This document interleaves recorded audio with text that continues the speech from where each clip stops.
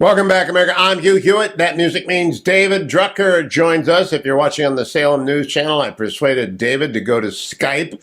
Good morning, David. How are you? I'm good. Good morning, Hugh. I'm great. Happy New Year.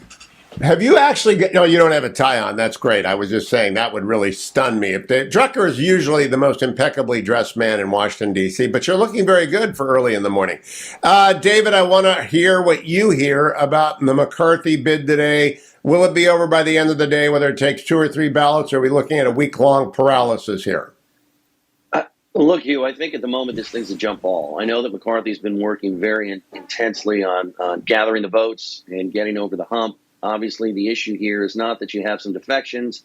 That tends to happen in this day and age. The issue is they don't have a margin for the defections. He put together a House rules package that is definitely more deferential to the insurgents than the pragmatists, who there are more of them than the insurgents than they would like. But everybody's showing flexibility in that if that's what it takes to get McCarthy the votes, particularly on the first ballot, so they can organize, they'll live with it. You know, the issue here is, you mentioned a couple of ballots all week. The way things are set up, House Republicans will not be able to do one thing with their majority until they have a speaker. They can't organize. They put a lot of the committee slots on hold, so people don't even know where they're going to end up. There are some key chairmanships on hold. There's a lot they have to get to, and it's not going to happen until they have a speaker. Now, David, I actually think this could take 2 weeks because Matt Gaetz is getting more attention for something other than sex trafficking charges that did not actually get filed. And I think he's actually trying to rehab his public persona via this. And the ones who've gone along with him, Ralph Norman's a normal guy usually. Andy Biggs I've known for years as a constructive legislator. The other two, Bob Good is nuts, and I can't remember number 5. I understand on background that Gaetz got called out in the conference yesterday. He wouldn't even say yes if he got the motion to vacate down to 1. He's clearly just basking in the attention.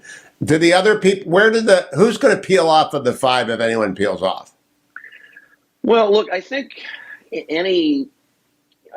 there are some that have said they are hard-nosed. I mean, Bob Good is one. I think Ralph Norman may be another. Part of this has to do with McCarthy's position in the conference. Look, he clearly has the support of the vast majority of the conference, but he's never quite commanded any sort of loyalty or respect in the way a John Boehner or a Paul Ryan did. And I'll stick with those two because you go back further, and Republicans didn't used to function this way. They would take care of their business behind closed doors, and then they would move ahead together. They've had some smaller majorities before and moved ahead together. But you have members here that I think their goal may be simply to claim McCarthy as a get. In other words, we blocked him. Even they know that they cannot get anybody who they might want, right? It's going to be somebody that's similar to McCarthy in that one or both feet in the so-called establishment, raises money, legislates, takes some tough compromising votes once in a while. And that's what it's going to take to be the speaker. So they know they're not going to get anything they want in that regard, but they can block him. It's something they can do. And if they're intent on doing it, they can. And so I think the issue is, do they really want these changes? Do they really want just a more open House of Representatives and how legislation is handled, how the rules are? Or do they just simply want to block McCarthy because they don't like him and they don't trust him? We'll know more tomorrow. I want to ask you about something you wrote at the end of last year. The difficulty of finding a Democratic senatorial campaign committee chair because they've got to defend Tammy Baldwin in Wisconsin, Sherrod Brown in Ohio, Bob Casey in Pennsylvania. Manchin is a dead man walking in West Virginia, Jackie Rosen in Nevada, Sinema, who is an unusual situation. I don't even know if they're going to defend her one way or the other in Arizona, Debbie Stabenow in Michigan, and Tester in Montana. Just a, quote, absolutely brutal map, according to your article, David.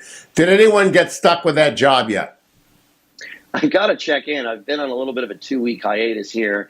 It's murderer's row, right? I mean, Democrats are looking at this. Republicans, the only seat they're defending in nominally tough territory, and I say nominally, is Florida, right? So they've got a really good opportunity to run up the score. I would only caution, and this has happened to both Democrats and Republicans in the House before, you can start out with a really good map or tough map, and it doesn't work out that way. Remember 2010, Republicans were rolling out of 2 bad cycles. It looked like the Senate map was great for Democrats. I mean, that's why Republicans wanted Charlie Crist in Florida. It's not that they liked him all that much, but here's a Republican who had survived the tsunamis of Obama. And all of a sudden, by the end of that cycle, it was a Republican tsunami. So, yes, nobody on the Democratic side seemed to want that at the end of the year. They will find somebody if they haven't already. But keep an eye on the map. Things can always change. But right now, it looks really good for Republicans. Are you going out for the California gathering of the Republican National Committee this month, David? Undecided. There's some balls up in the air as I look at my schedule in January. But I've got my eye on that contest and how that's unfolding. The Republican National Committee is going to play a big part in the next presidential election, as national committees do, and how this all shakes out is going to be very interesting. If you come this way, let me know and we'll grab a meal. I will certainly be when they gathered at there and reporting live. David M. Drucker on Twitter. Thank you for joining me this morning, David. You look very dapper even in the morning. I'll be back, America. Hour number 2 of the Hugh Hewitt Show is straight ahead. Don't go anywhere. We've got Byron York at the top here on the Hugh Hewitt Show.